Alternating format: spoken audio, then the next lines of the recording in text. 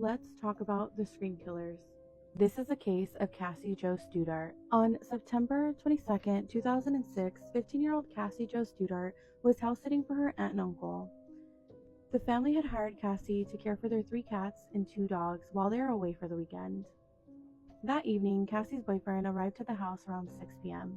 Later, 2 classmates, Brian and Torey, both 16 at the time, came over to, quote, hang out. Cassie gave them a tour of the house, including the basement, and then they all settled in the living room to watch a movie. However, Brian and Torey left before the movie ended, claiming they wanted to see a different movie at the movie theaters. After saying goodbye, they left, but what Cassie didn't know was that Brian and Torey had planned something far more sinister. During the house tour, Brian had secretively unlocked the basement door before leaving to sneak back in later. After leaving the house, Brian and Torey returned to the neighborhood, parked down the street, and put on dark clothes, gloves, and a white painted mask. They re-entered the house through the basement door where Cassie and Matt were still in the living room. They attempted to lure Matt and Cassie to the basement to scare them by making loud noises, and when that didn't work, they decided to turn off the power to the house, hoping Cassie and Matt would come downstairs to investigate. When Cassie and Matt didn't respond, they turned some of the lights back on. Feeling uneasy after the power went out, Cassie noticed one of the dogs started acting strangely, staring and growling at the basement stairs.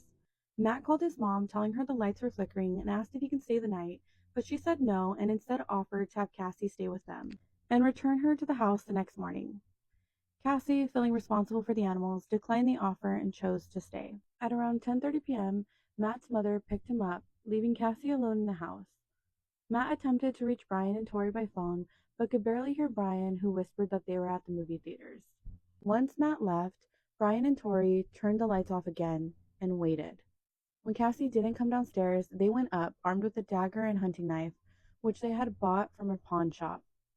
Brian slammed a closet door at the top of the stairs to scare Cassie, who was asleep on the couch in the living room. They then brutally attacked her, stabbing her approximately 30 times, with 12 of the wounds potentially fatal. They left her body to bleed out and fled.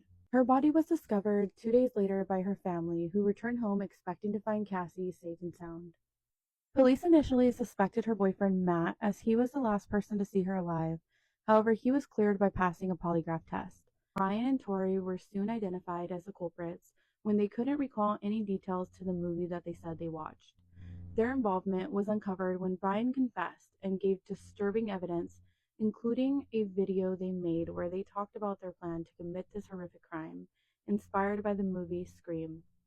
Both Brian and Torey were convicted of first-degree murder and sentenced to life in prison without the possibility of parole.